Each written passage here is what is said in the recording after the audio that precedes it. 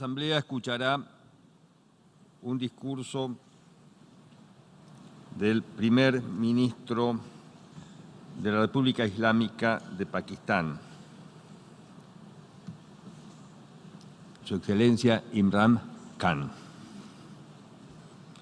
Pido protocolo que acompañe a Su Excelencia. Tengo el gran placer de dar la bienvenida al señor primer ministro de la República Islámica de Pakistán, a quien invito a dirigirse a la Asamblea General.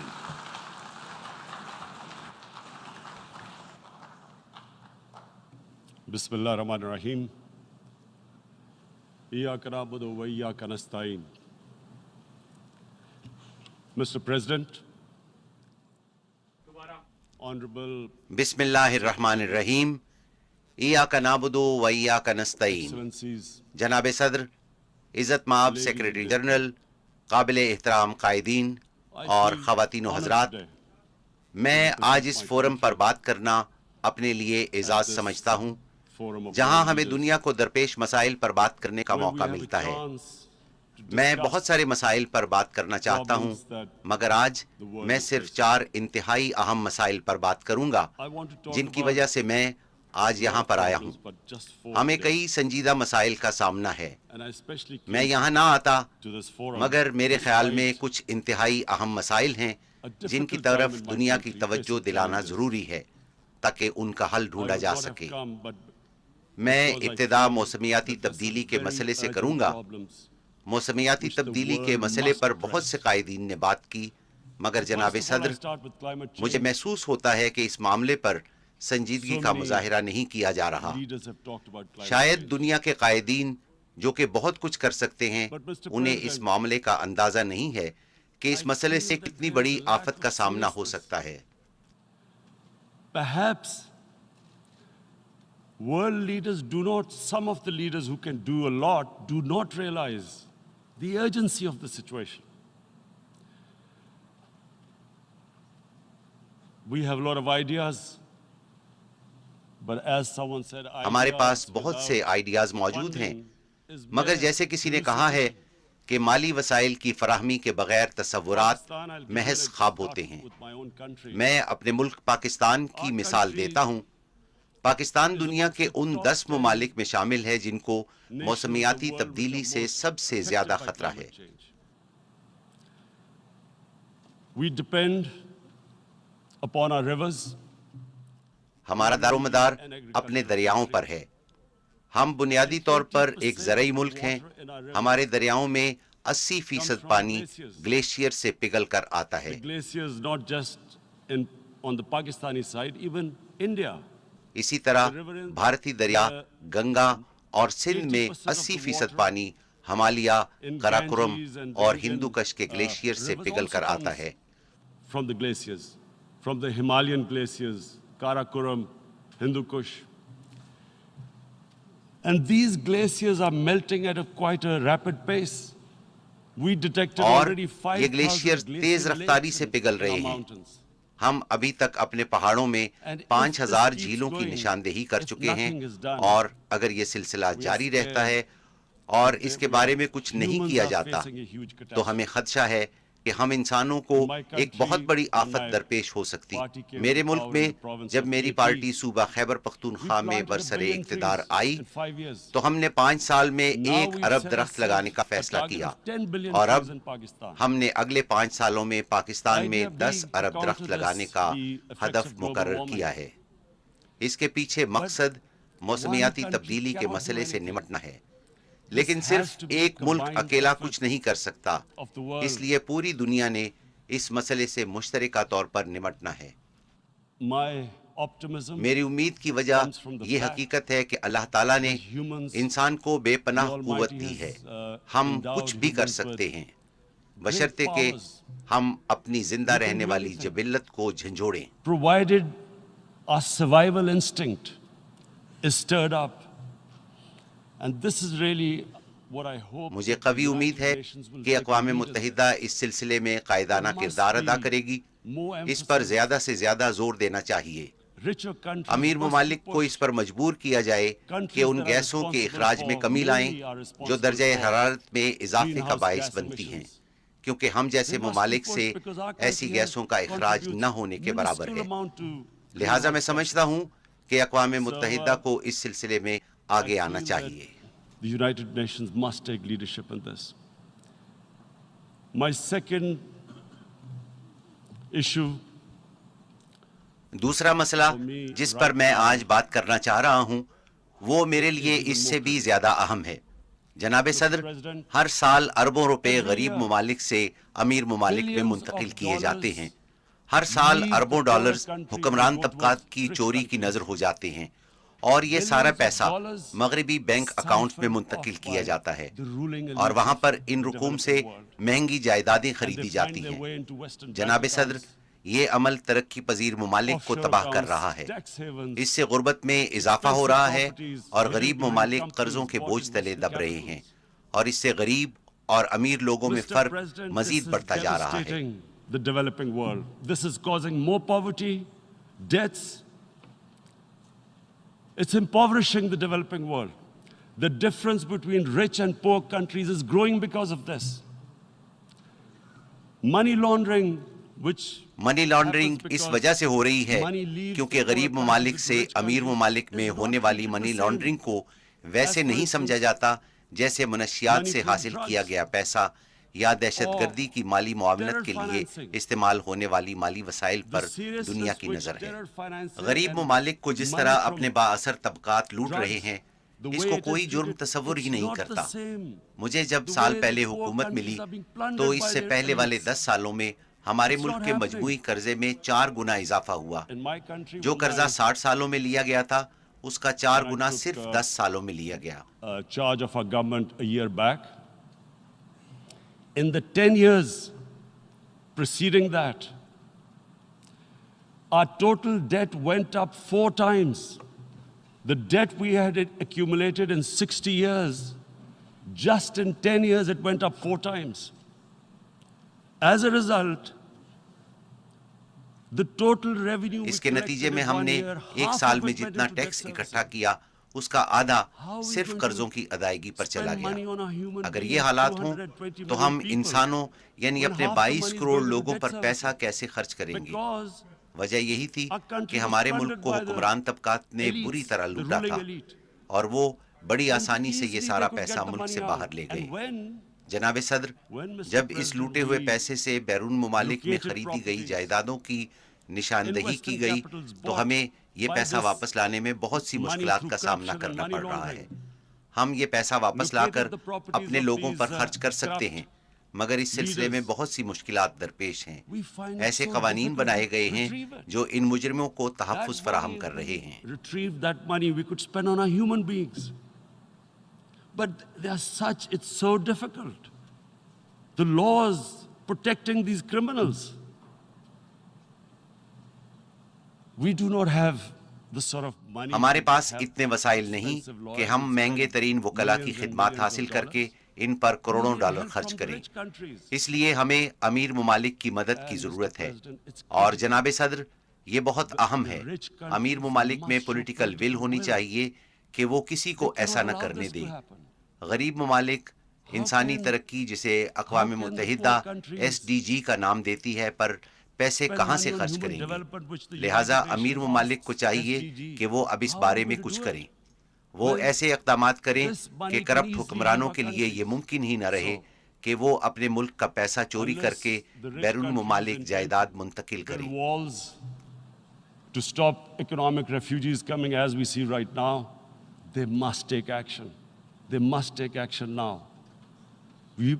It must be a deterrent.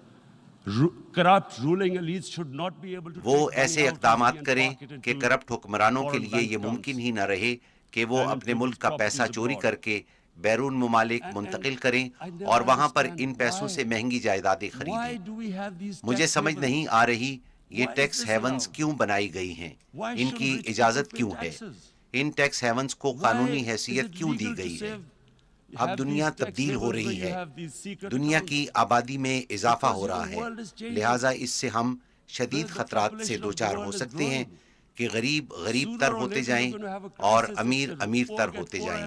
لہٰذا یہ میرا دوسرا نقطہ ہے اور مجھے امید ہے کہ اقوام متحدہ اس معاملے میں قائدانہ کردار ادا کرے گی. United Nations takes a lead in this. It involves the IMF, the World Bank, Asian Development Bank. They must find a way of stopping this. اور IMF اور ورلڈ بینک کی مدد سے ترقی پذیر ممالک کو اس طرح لوٹنے کا راستہ روکے گی. میرا تیسرا نقطہ نظر اسلاموفوبیا ہے. اس وقت دنیا میں تقریباً 1.30 ارب مسلمان آباد ہیں. مسلمان دیگر ممالک مثلاً یورپی یونین اور دوسرے ممالک میں اقلیتوں کی حیثیت سے آباد ہیں. 9/11 کے بعد اسلاموفوبیا میں خطرناک تیز رفتاری سے اضافہ ہوا ہے. انسانی برادریاں ایک ساتھ رہا کرتی ہیں، ان کو ایک دوسرے کو سمجھنا چاہیے، لیکن اسلاموفوبیا کی وجہ سے ہم ایک دوسرے سے دور ہوتے جا رہے ہیں. اگر مسلمان خواتین حجاب پہنتی ہیں تو کچھ ممالک میں اس کو بھی مسئلہ بنا دیا گیا ہے. حجاب کی حیثیت کیا ایک ہتھیار کی سی ہے؟ کچھ ممالک میں خواتین اپنے کپڑے اتار سکتی ہیں مگر وہ کپڑے پہن نہیں سکتی. یہ کیسے ہو سکتا ہے؟ یہ صرف اسلاموفوبیا کی وجہ سے ہوتا ہے. A woman can take off her clothes in countries, but she can't put on more clothes. How is this happening? Because of Islamophobia. And how did this Islamophobia start? After 9/11. Islamophobia کا آغاز کیسے ہوا؟ اس کا آغاز 9/11 کے بعد ہوا. اور یہ کیوں ہوا؟ اس کا آغاز اس لیے ہوا کہ کچھ مغربی لیڈروں نے دہشت گردی کو اسلام سے جوڑا اور اسلامی دہشت گردی، انتہا پسند اسلام جیسی اصطلاحیں استعمال کی گئیں. انتہا پسند اسلام ہے کیا؟ اسلام تو صرف ایک ہی ہے اور وہ ہے محمد صلی اللہ علیہ وسلم کا اسلام جس کی ہم پیروی کرتے ہیں. اس کے علاوہ اور کوئی اسلام نہیں ہے. آپ انتہا پسند اسلام جیسی اصطلاحوں سے مغربی ممالک کے لوگوں کو کیا پیغام دے رہے ہیں؟ ایک ایسا شخص جو نیو یارک میں زندگی گزار رہا ہو وہ کیسے جان سکتا ہے کہ انتہا پسند اسلام اور اعتدال پسند اسلام میں کیا فرق ہے؟ دہشت گردی کا مذہب کے ساتھ کوئی تعلق نہیں ہوتا. اسلامی دہشت گردی اور انتہا پسند اسلام جیسی اصطلاحیں جن کا استعمال اہم لیڈران کرتے ہیں وہ بنیادی وجہ ہے جو اس اسلاموفوبیا کی بنیاد ہے، اور اس سے مسلمانوں کو بہت تکلیف ہوتی ہے. جب ہم مغربی ممالک کا رخ کرتے ہیں تو ہمیں نظر آتا ہے کہ یہ صورتحال بد سے بدتر ہوتی جا رہی ہے. For this Islamophobia, and it has caused pain amongst Muslims. We in Muslim countries watch this Islamophobia traveling abroad, and it's getting worse. And may I just say, Mr. President, that in جناب صدر، کیا میں کہہ سکتا ہوں کہ یورپی ممالک میں مسلمانوں کو کمزور کیا جا رہا ہے؟ ہم سب کو معلوم ہے کہ جب آپ کسی خاص طبقے کو کمزور کرتے ہیں تو اس سے انتہا پسندی جنم لیتی ہے. شام اور دیگر علاقوں میں بہت سے عسکریت پسندوں کا تعلق ان طبقات سے ہے جن پر ظلم کیا گیا ہے. میں کہنا یہ چاہتا ہوں کہ ہمیں اس مسئلے کو حل کرنا چاہیے. مجھے افسوس سے کہنا پڑتا ہے کہ ہم مسلمان سربراہوں نے بھی یہ مسئلہ حل نہیں کیا. 9/11 کے بعد جب انتہا پسند اسلام کے بارے میں سوچا جانے لگا تو بجائے اس کے کہ ہم مغربی دنیا کو بتاتے کہ انتہا پسند اسلام ایک افسانہ ہے، ہر معاشرے میں انتہا پسند ہوتے ہیں اور اعتدال پسند بھی ہوتے ہیں. عیسائیوں، یہودیوں، ہندوؤں، ہر معاشرے میں انتہا پسند اور اعتدال پسند موجود ہوتے ہیں. مگر اس کا ہرگز یہ مقصد نہیں کہ کوئی مذہب، چاہے وہ اسلام ہو، یہودیت ہو، عیسائیت ہو یا ہندو مت، وہ انتہا پسندی سکھاتا ہے. ہر مذہب کی تعلیم محبت و رواداری اور انصاف ہے. یہی چیز ہمیں جانوروں سے ممتاز کرتی ہے. بدقسمتی سے مسلمان رہنماؤں کو اس بات کا بڑا خوف تھا کہ ان کو انتہا پسند مسلمان کہا جائے گا، تو لہٰذا انہوں نے اعتدال پسند بننے کی کوشش کی. ہمارے ملک پاکستان میں بھی حکومت نے روشن خیالی جیسی اصطلاح ایجاد کی. کسی کو نہیں معلوم کہ اس کا مطلب کیا ہے. وہ سمجھتے ہیں کہ شاید جو مغربی لباس سے بھی تن کرتا ہو وہی روشن خیال ہوتا ہے. اگر کسی کو انگریزی نہیں بھی آتی تو وہ انگریزی بولنے کی کوشش کریں گے، کیونکہ اسی طرح وہ روشن خیال تصور کیے جائیں گے۔ یہ کیا تھا؟ ایسا کیوں ہوا؟ یہ اس لیے ہوا کہ ہم مسلمانوں نے مغربی دنیا کو یہ بتانے کی کوشش ہی نہیں کی کہ انتہا پسند اسلام کا کوئی وجود ہی نہیں۔ 9/11 کے بعد اسلام کو دہشت گردی سے جوڑنے کی ایک وجہ دہشت گرد حملے تھے، کیونکہ 9/11 کو جن دہشت گردوں نے حملہ کیا وہ خود کش بمبار تھے۔ مسلمانوں کے بارے میں کہا گیا کہ وہ اس لیے خود کش حملے کرتے ہیں کہ ان کا ایمان ہے کہ اس طرح ان کو جنت میں اعلیٰ مقام ملتا ہے۔ Are involved in suicide attacks because they will get virgin in heavens. Some came up with, what about women? Suicide attackers. So this bizarre thing happened. No one explained. یہ کیا عجیب و غریب بات ہے، مسلمانوں کی جانب سے خود کش حملوں کو دہشت گردی کہا گیا، مگر کسی نے یہ تحقیق نہیں کی کہ 9/11 سے قبل دنیا کی تاریخ میں سب سے زیادہ خود کش حملے تامل ٹائیگرز نے کیے جو کہ ہندو تھے، مگر اسی بنیاد پر کسی نے ہندو مت کو دہشت گردی کا مذہب نہیں کہا، اور یہ صحیح بھی تھا کیونکہ ہندو مت کا دہشت گردی سے کوئی تعلق نہیں۔ یہ سری لنکا میں ان لوگوں نے کیے جن کے لیے جینا عذاب بن گیا تھا۔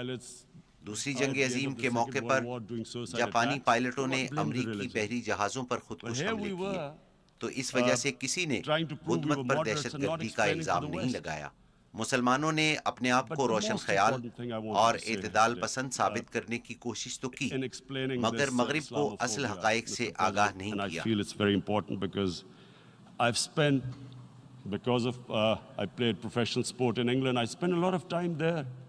لہٰذا میں سمجھتا ہوں کہ اسلاموفوبیا پر مغرب کو بتانا بہت ضروری ہے، کیونکہ میں مغرب میں بہت سال رہا ہوں اور مجھے معلوم ہے کہ مغربی لوگ مذہب کو اس نظر سے نہیں دیکھتے جس نظر سے ہم مذہب کو دیکھتے ہیں، اور یہ کہ اسلام کے بارے میں ان کی غلط فہمی کیسے پیدا ہوئی۔ 1989 میں ایک کتاب شائع کی گئی جس میں ہمارے پیارے نبی صلی اللہ علیہ وسلم کی توہین کی گئی، جس سے مسلم دنیا میں رد عمل آیا۔ مغرب کو اس مسئلے کی سمجھ ہی نہیں آئی، کیونکہ مغرب میں مذہب کو بالکل مختلف نقطۂ نگاہ سے دیکھا جاتا ہے۔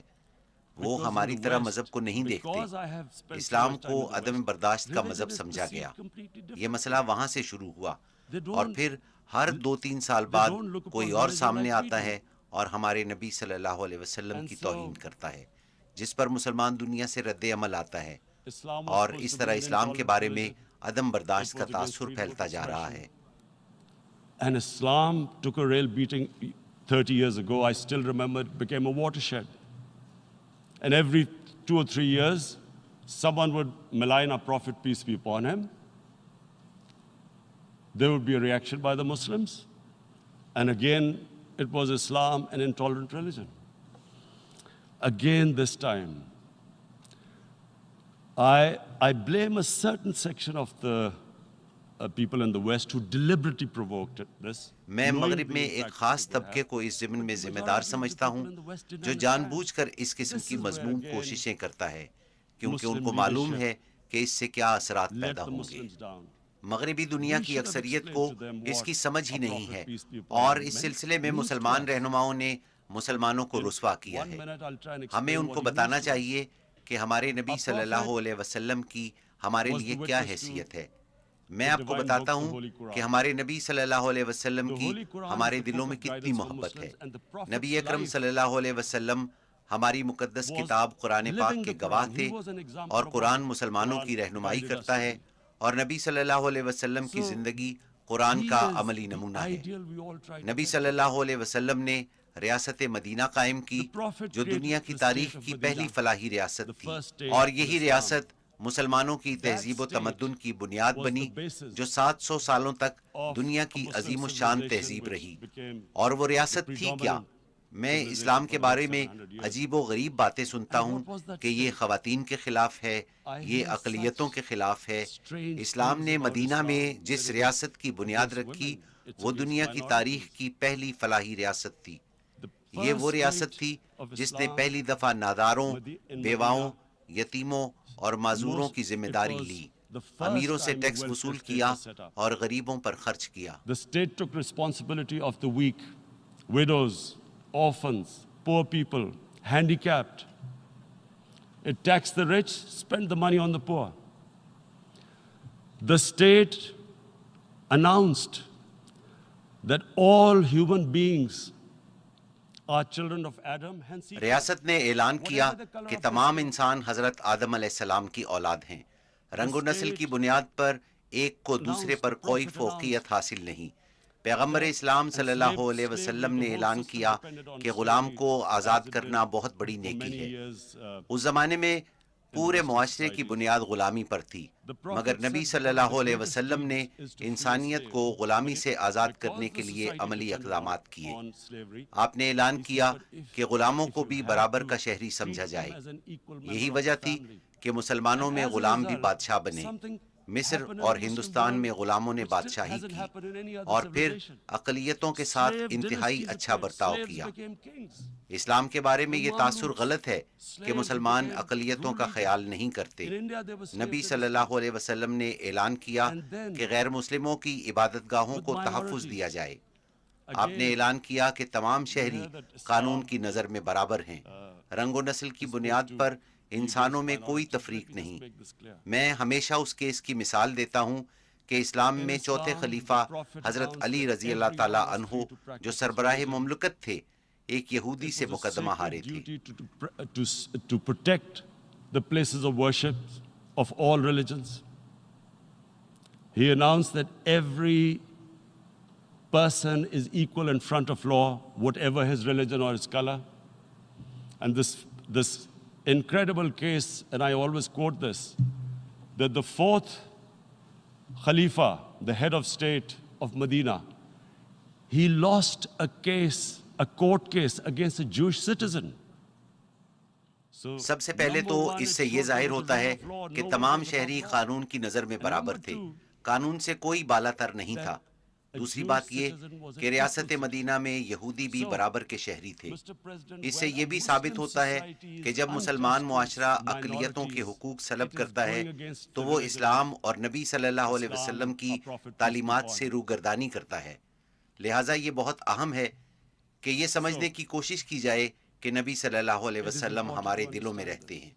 تو جب ہمارے نبی کی شان میں گستاخی کی جاتی ہے تو ہمارے دلوں کو درد پہنچتا ہے. اور ہمیں اس بات کا علم ہے کہ دل کا درد طبعی درد کے مقابلے میں بہت اذیت ناک اور دردناک ہوتا ہے. یہی وجہ ہے کہ مسلمانوں سے رد عمل آتا ہے. میں نے ہمیشہ سے یہ تصور کیا کہ جب بھی مجھے موقع ملے گا تو میں دنیا کو، بالخصوص مغربی دنیا کو بتانے کی کوشش کروں گا، کیونکہ مغربی دنیا میں لوگوں کو علم ہی نہیں کہ یہ کتنا حساس معاملہ ہے. To the world community, especially to the Western community, because having lived in the Western community, people didn't understand this. When I first went as a teenager to England, there was a... جب میں ایک نوجوان کی حیثیت سے England گیا تو اس زمانے میں حضرت عیسیٰ علیہ السلام پر ایک کامیڈی فلم بنائی گئی تھی، مگر مسلمان معاشرے میں ایسی چیزوں کا سوچا بھی نہیں جا سکتا. لہٰذا ہمیں بتانے کی ضرورت ہے کہ ان چیزوں سے کیسے مسلمانوں کے دلوں کو دکھ پہنچتا ہے. مغربی معاشروں میں یہودیوں کے قتل عام کے بارے میں بڑی حساسیت پائی جاتی ہے، اور ہونی بھی چاہیے، کیونکہ جن چیزوں سے ان کے دلوں کو دکھ پہنچتا ہے ان کے بارے میں حساسیت ہونی چاہیے. مگر یہی جذبات مسلمانوں کے بارے میں بھی ہونے چاہیے. اظہار رائے کی آزادی کے بہانے ایسا کام نہ کیجیے جس سے ہمارے دلوں کو تکلیف پہنچتی ہے. ہمارے نبی صلی اللہ علیہ وسلم کی توہین اور بے حرمتی ہرگز نہ کیجیے. بس ہم صرف اتنا ہی چاہتے ہیں. اور جناب صدر، میں چوتھے نقطے کی طرف آتا ہوں جو میری نظر میں سب سے اہم ہے، اور یہی وجہ ہے کہ میں یہاں آیا ہوں، اور یہ مسئلہ ہے کشمیر کی موجودہ صورتحال. اس مسئلے پر آنے سے پہلے میں ایک بات واضح کرنا چاہتا ہوں کہ جب میں اقتدار میں آیا تو یہ میری اولین ترجیح تھی کہ پاکستان ہر وہ کوشش کرے گا جو امن کے لیے سود مند ثابت ہو. ہم دہشت گردی کے خلاف جنگ کے مشکل مرحلے سے گزرے. 2001 کے بعد ہم امریکہ کی دہشت گردی کے خلاف جنگ کا حصہ بنے، اور یہ پاکستان کی تاریخ کا بدترین دور تھا، کیونکہ اس جنگ میں پاکستان کے 70,000 شہری شہید ہوئے اور معیشت کو $150 ارب سے زیادہ نقصان ہوا. And Pakistan went through one of its worst periods where 70,000 Pakistanis died and over 150 billion was lost to our economy. And Mr. President, I oppose the war because in the 80s, Pakistan had joined the Western countries in جناب صدر میں اس جنگ کے خلاف تھا کیونکہ 80 کی دہائی میں سوویت یونین کے خلاف جب افغان جہاد شروع ہوا تو ہم اس کا حصہ بنے اور ان کو مغربی طاقتوں نے فنڈ کیا. گوریلا جنگ کے لیے مجاہدین کے گروپ بنائے گئے جنہیں پاکستان آرمی نے تربیت دی اور مغربی ممالک بالخصوص امریکہ نے مالی امداد فراہم کی. اس کو افغانستان میں جدوجہد آزادی کا نام دیا گیا. روسیوں نے انہیں دہشت گرد کہا مگر ہم نے انہیں مجاہدین کہا. 1989 میں سوویت یونین کو شکست ہوئی تو امریکہ بھی واپس چلا گیا اور ہمیں تنہا چھوڑ دیا. The Americans packed up and left. Pakistan was left with these groups. Come 9/11. پھر سن 2001 میں امریکہ نے افغانستان پر قبضہ کیا اور پاکستان بھی اس جنگ کا حصہ بنا. میں جنگ کے خلاف کیوں تھا؟ اس کی وجہ ہی یہ تھی کہ ہم نے ان مجاہدین کی پہلے ذہن سازی کی. اس لیے جب ہم نے افغانستان میں امریکہ کا ساتھ دیا تو یہ سارے مجاہدین ہمارے خلاف ہو گئے.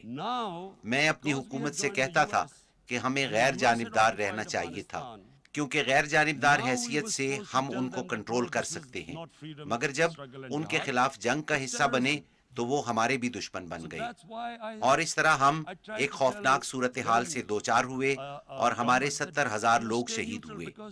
یہ نقصان ہم نے ایک ایسی جنگ میں اٹھایا جس سے ہمارا کچھ لینا دینا نہیں تھا. You become collaborators and they will attack you, which is what happened. They turned against us. We went through a nightmare. 70,000 people killed in a war we had nothing to do with. No Pakistani was involved in 9/11. Taliban Afghanistan میں تھے، القاعدہ افغانستان میں تھی، ہمارا اس سے کیا تعلق تھا؟ مگر ہم نے 70,000 لوگ شہید کروائے. تو لہٰذا جب میں اقتدار میں آیا تو ہم نے فیصلہ کیا کہ ان گروپس میں سے جو کچھ بھی بچا ہے ہم انہیں ختم کریں گے. اور یہ فیصلہ صرف ہم نے نہیں کیا بلکہ پاکستان کی تمام سیاسی جماعتوں نے مشترکہ فیصلہ کیا، مگر بدقسمتی سے اس پر عمل نہیں ہوا. لہٰذا جب میں اقتدار میں آیا تو ہم نے فیصلہ کیا کہ ہم ان تمام گروپس کو ختم کریں گے.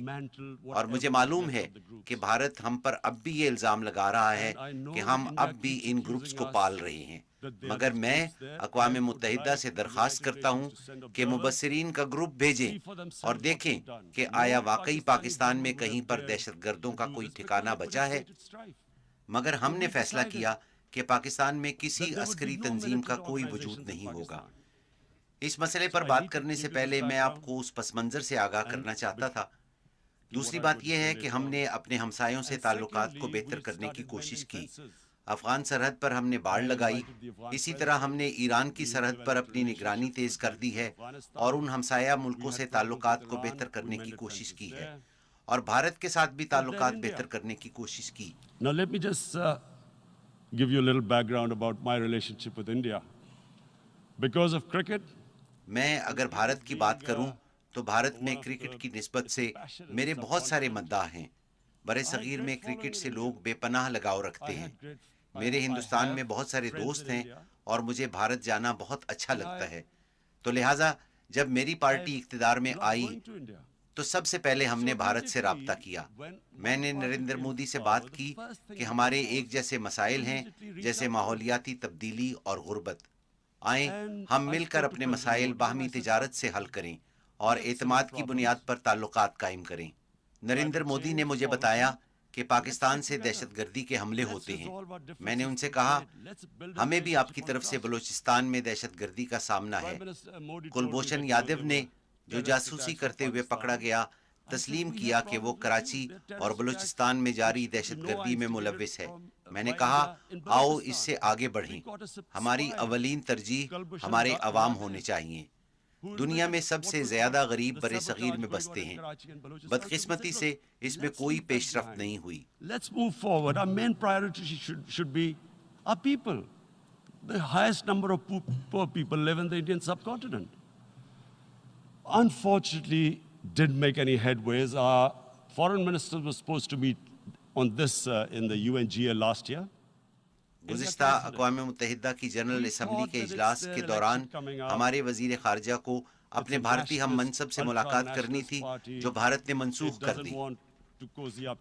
हमने सोचा भारत में इंतखाबात होने जा रहे हैं, ये एक इंतहाई कौम परस्ताना जुमात है और वो इस मौके पर पाकिस्तान के साथ खुशगवार ताल्लुकात नहीं रखना चाहती। हमने सोचा ठीक है, हम इंतखाबात तक इंतजार करेंगे। इस दौरान में एक 20 साला कश्मीरी लड़के ने अपने आप को बम बांधकर एक काफिले में उड़ा दिया, जिसको उसके बाप के मुताबिक सिक्योरिटी फोर्सेस ने इंतहा पसंद बनाया था। इसके फौरी बाद भारत ने पाकिस्तान पर इल्जाम आयद किया। मैंने टेलीविजन पर भारतीय अवाम से बात की और कहा अगर वो हमें छोटा सा भी सबूत दे दें तो हम फौरी तौर पर कार्रवाई करेंगे, क्योंकि इन ग्रुप्स पर पाबंदी आयद की हुई है। हमें सबूत फराहम करने के बजाय उन्होंने हमारे मुल्क में बमबारी के लिए जहाज भेजे। हमने जवाबी कार्रवाई की, 2 जहाज मार गिराए और एक पायलट को गिरफ्तार कर लिया। हमने फौरी तौर पर पायलट को वापस कर दिया और ये पैगाम दिया कि हम कशीदगी में इजाफा नहीं चाहते। इस इक़दाम को अमन का पैगाम समझने की बजाय उन्होंने अपनी सारी इंतखाबी मुहिम इस बात पर मरकूज रखी कि उन्होंने पाकिस्तान को कैसा सबक सिखाया है और 350 दहशतगर्दों को हलाक कर दिया है, जो कि एक सफेद झूठ है। 350 terrorists, complete lie. They had just killed about 10 trees of ours. इसमें हमारे सिर्फ 10 दरख्तों को नुकसान पहुंचा और ये भी हमारे लिए खासा तकलीफ दे था। He then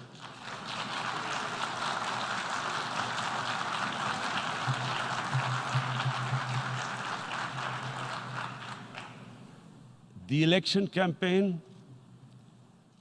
इंतखाबी मुहिम में मोदी ने कहा ये सिर्फ एक ट्रेलर है और फिल्म अभी बाकी है और हमने पाकिस्तान में जाकर उन्हें सबक सिखाया है। ये उनकी इंतखाबी मुहिम थी।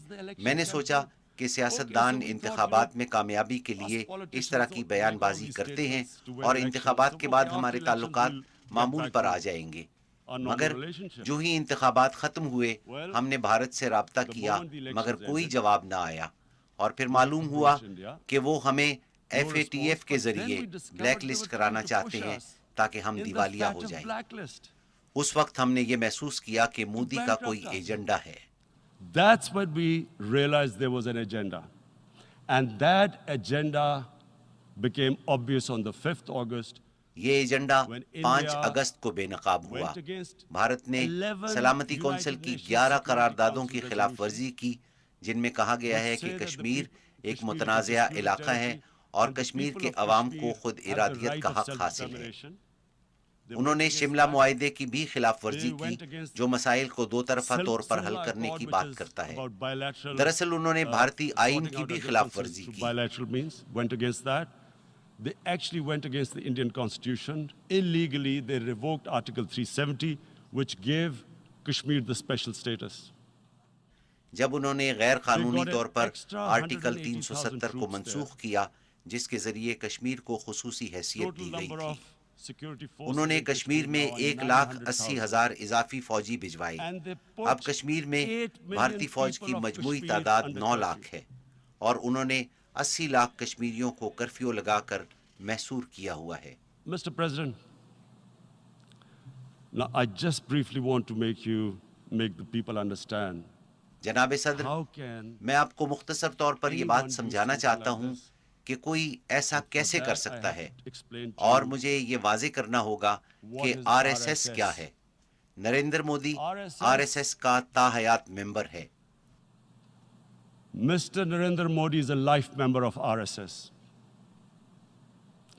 RSS was an organization that was inspired by Adolf Hitler and Mussolini, came about in 1925. RSS Hitler और मुसोलिनी से मुतासिर है, जिसका क़याम 1925 में अमल में आया। ये नस्ली इम्तियाज पर यकीन रखते हैं। वो ये भी मानते हैं कि वो आर्याई नस्ल से हैं। नाजी इज्म को मानने वाले भी यही कहते थे। جو میں کہہ رہا ہوں اس کی تصدیق کی جا سکتی ہے. یہ وقت معلوماتی انقلاب کا ہے. آپ جاننے کے لیے گوگل کی مدد لے سکتے ہیں. میرے لیے یہ بہت اہم ہے کہ وضاحت کروں تاکہ معلوم ہو کہ اس وقت بھارت میں کیا ہو رہا ہے. آر ایس ایس بھارت میں مسلمانوں کی نسل کشی پر یقین رکھتی ہے.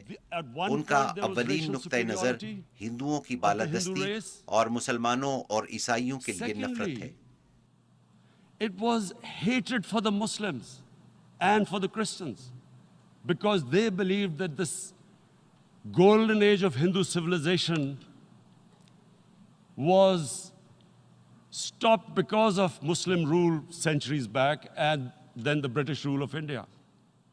So it was وہ سمجھتے ہیں ہندو مت کی سنہری تہذیب کا تسلسل مسلمانوں اور برطانوی دور حکومت کی وجہ سے ٹوٹا. یہ بات کھلے عام کہی گئی. This is openly stated. You look at the founding fathers of RSS. آپ آر ایس ایس کے بانیوں پر نظر ڈالیں, آپ گوگل پر جائیں تو سب معلوم ہو جائے گا. Just Google them and you'll find out. And this ideology of hate is what murdered the great Mahatma Gandhi in 1948. 1948 میں عظیم لیڈر مہاتما گاندھی کے قتل کی وجہ یہی نفرت پر مبنی نظریہ تھا, اور پھر سن 2002 میں یہی نظریہ تھا جب مودی نے گجرات میں مسلمانوں کا منظم قتل عام کیا جب وہ وزیر اعلیٰ تھے. He allowed 3 days for these RSS goons who were inspired by the Hitler brown shirts. They actually wear brown shirts. This RSS کے غنڈے 3 روز تک مسلمانوں کا قتل عام کرتے رہے, جنہوں نے 2000 مسلمانوں کو بے دردی سے قتل کیا. انہوں نے ہٹلر کی پسندیدہ براؤن رنگ کی قمیصیں پہن رکھی تھیں. کانگریس کے سابق وزیر داخلہ نے بیان دیا کہ آر ایس ایس کے کیمپوں میں دہشت گردوں کو تربیت دی جا رہی ہے, جنہوں نے 2000 مسلمانوں کو قتل کیا اور 1,50,000 مسلمان بے گھر ہوئے. یہی وجہ تھی کہ نریندر مودی کے امریکہ داخلے پر پابندی عائد کر دی گئی تھی. مجھے آپ کو یہ پس منظر بتانا ہے کہ یہ کیسی ذہنیت ہے جو 80 لاکھ لوگوں کو 9 لاکھ فوجیوں کی موجودگی میں محصور کر دیتی ہے. عورتوں, بچوں اور بیمار افراد کو گھروں میں جانوروں کی طرح قید کر دیا گیا. اصل میں جو میں برطانیہ کے بارے میں جانتا ہوں کہ اگر وہاں 80 لاکھ جانوروں کو بھی بند کیا جاتا تو بہت زیادہ شور برپا ہوتا. یہ تو پھر انسان ہے.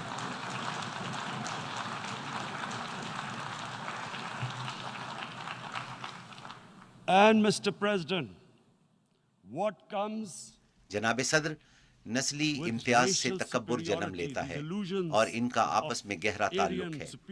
تکبر ہی افراد سے غلط اور ظالمانہ اقدام کرواتا ہے, جیسے کہ نریندر مودی نے کیا. یہ تکبر ہی ہے جس کی وجہ سے وہ اندھا ہو گیا ہے اور اسے نہیں معلوم کہ کرفیو اٹھنے کے بعد کیا ہوگا. کیا اس نے اس بارے میں سوچا؟ اس پر غور نہیں کیا گیا کہ وہ کرفیو اٹھانے کے بعد کیا کرے گا. from the fact that what is going to happen when the curfew is lifted? Has he thought about it? This hasn't been thought through. What is he going to do when he lifts the curfew? Does he think کیا وہ سمجھتا ہے کہ کشمیر کے عوام خاموشی سے اس صورتحال کو تسلیم کر لیں گے کیونکہ بھارت نے آئین تبدیل کر دیا ہے اور کشمیر کی خصوصی حیثیت ختم کر دی ہے؟ کیا وہ یہ تسلیم کریں گے؟ جناب صدر, گزشتہ 30 سال میں 1 لاکھ کشمیری شہید ہو چکے ہیں کیونکہ ان کو وہ حق خود ارادیت نہیں دیا گیا جو اقوام متحدہ نے انہیں دیا تھا. 11,000 خواتین کی عصمت دری کی گئی. اس بارے میں اقوام متحدہ کی انسانی حقوق کی 2 رپورٹیں موجود ہیں. اس حوالے سے دنیا نے کچھ نہیں کیا کیونکہ بھارت 1 ارب 20 کروڑ افراد کی مارکیٹ ہے. افسوس ہے مادیت کو انسانیت پر برتری دی گئی ہے. اس کے سنگین نتائج ہوں گے. The material prevails over the human. But this has serious consequences. Again, I repeat, that's why I'm here. Look, میں یہی بات کرنے یہاں آیا ہوں. دیکھیں, جب کرفیو اٹھایا جائے گا تو قتل عام ہوگا. لوگ باہر نکلیں گے. وہاں 9 لاکھ فوج ہے. وہ اس لیے کشمیر میں نہیں آئے کہ وہاں خوشحالی آئے گی جیسا کہ نریندر مودی کہتا ہے. وہ باہر نکلیں گے تو فوج کیا کرے گی؟ قتل عام ہوگا. کیا These اس پر 900,000 اس نے troops, غور what are they کیا؟ going to do? When they come out, there'll be a bloodbath. Has he thought it through what happens then? Mr. President, has anyone thought that what happens when there is a bloodbath? جناب صدر، کیا کسی نے اس پر غور What do کیا you کہ think کیا ہوگا the جب وہاں impact will قتل have عام on ہوگا؟ people of Kashmir? آپ کے خیال میں کشمیری عوام پر کیا What do اثرات you ہوں گے؟ think they will think?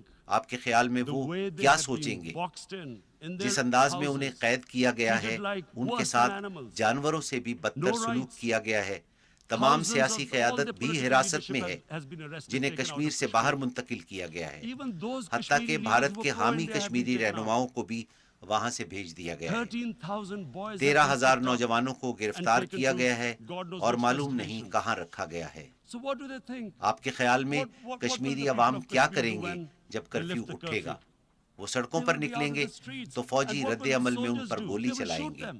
پہلے ہی وہ پیلٹ They've گن already کا used استعمال pellet کر guns, رہے ہیں، blinded جو گزشتہ 5 young سال boys. سے ظلم جاری ہے، In the اور last پیلٹ 6 گن years, سے نوجوانوں کو the 5 years of بصارت سے oppression that محروم has کیا gone جا on in رہا ہے، Kashmir. جس کے نتیجے میں کشمیریوں میں And so انتہا پسندی بڑھے گی۔ Kashmiris will be further جناب صدر، radicalized. پھر ایک اور پلوامہ Mr. ہوگا، President, there will be another اور پھر Pulwama. بھارت جو ہم پر And پہلے guess what? ہی India الزام will blame لگا us. رہا ہے، They're مزید already الزامات blaming لگائے us. گا۔ They're saying وہ this, کہہ رہے all this ہیں is happening کہ because یہ of سب کچھ Pakistan. پاکستان کی وجہ سے One ہو of رہا their, ہے۔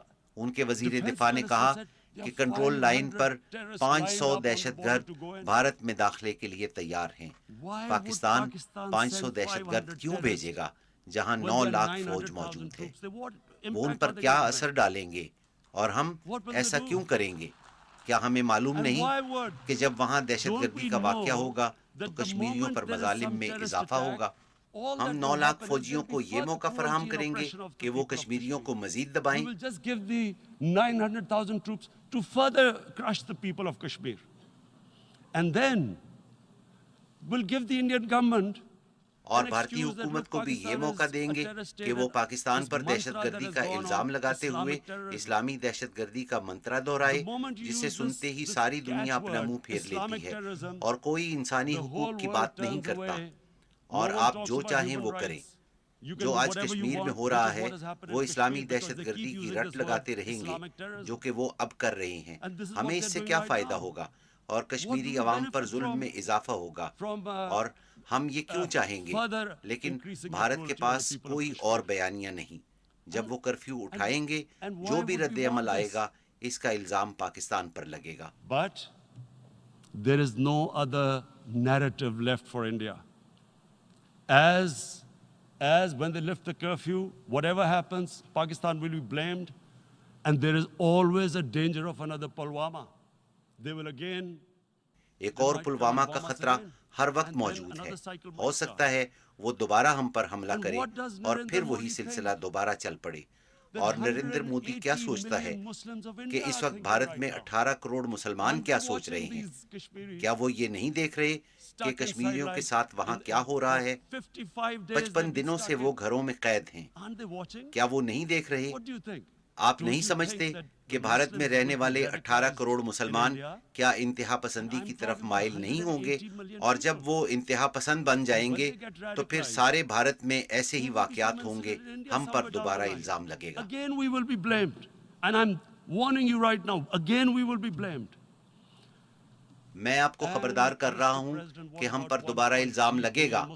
جناب صدر، 1 ارب 30 کروڑ مسلمانوں کے بارے میں کیا خیال ہے جو سب دیکھ رہے ہیں؟ انہیں معلوم ہے کہ کشمیر میں ہندوؤں کے ساتھ نہیں بلکہ کشمیری مسلمانوں پر ظلم ہو رہا ہے۔ انہیں معلوم ہے کہ یہ سب کچھ ان کے مذہب کی وجہ سے ہے۔ آپ کیا سمجھتے ہیں کہ اگر 80 لاکھ کے بجائے محض 8,000 یہودیوں کے ساتھ یہ سلوک ہو تو وہ کیا سوچیں گے؟ یورپ کے لوگ کیا سوچیں گے؟ کسی کے ساتھ بھی ایسا ہو تو وہ کیا سوچے گا؟ کیا ہم کمتر مخلوق ہیں؟ کیا ہمیں اس سے تکلیف نہیں پہنچتی؟ اور پھر کیا ہوگا؟ 1 ارب 30 کروڑ مسلمانوں میں سے کچھ ہتھیار اٹھا لیں گے۔ Are we a children of a lesser God? Is it not going to cause us pain? And then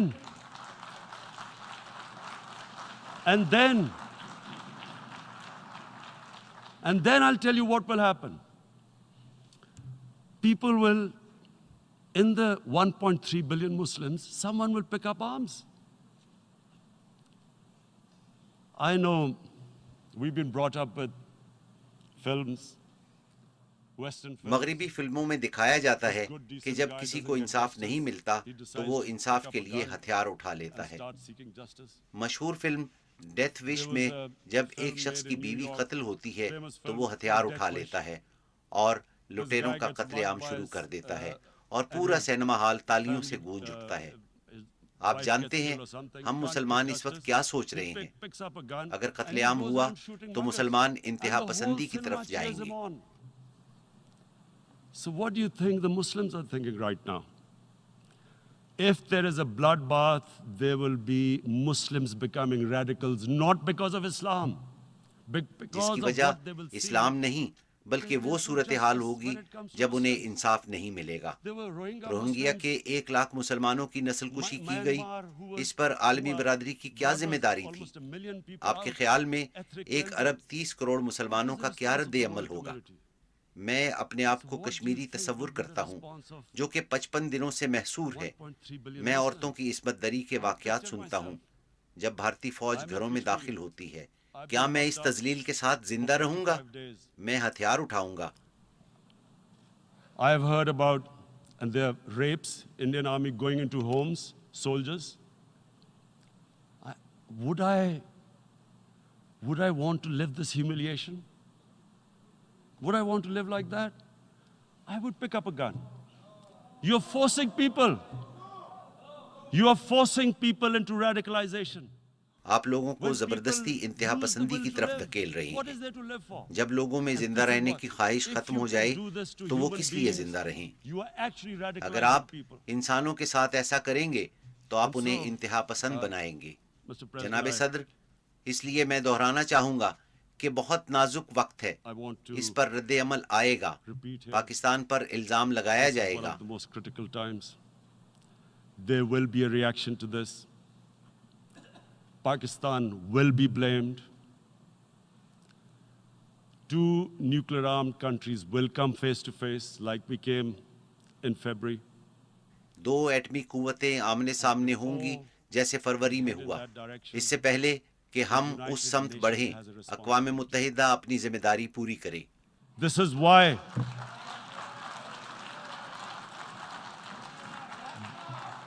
is why the United Nations came into being. یہی وجہ ہے کہ 1945 میں اقوام متحدہ وجود میں آئی تھی. آپ کو اسے روکنا ہوگا.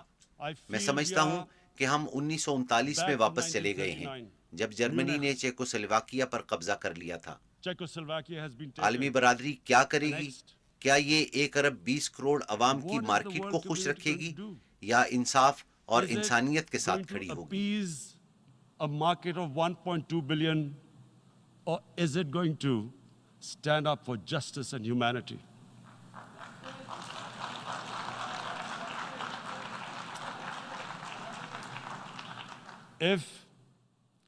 اگر یہ سلسلہ جاری رہا تو آپ بدترین حالات کے لیے تیار رہیں.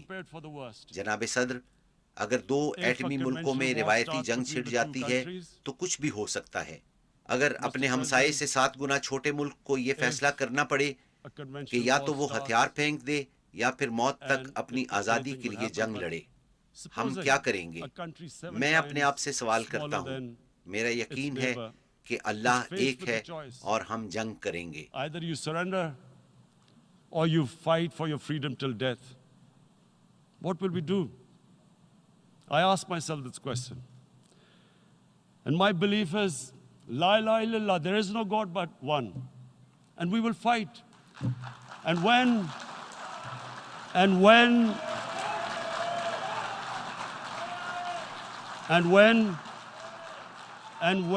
a nuclear اور جب armed country ایٹمی fights ممالک to the آخر end, تک جنگ لڑتے it ہیں will have تو اس کے نتائج consequences سرحدوں سے far beyond آگے the نکل borders. جاتے ہیں.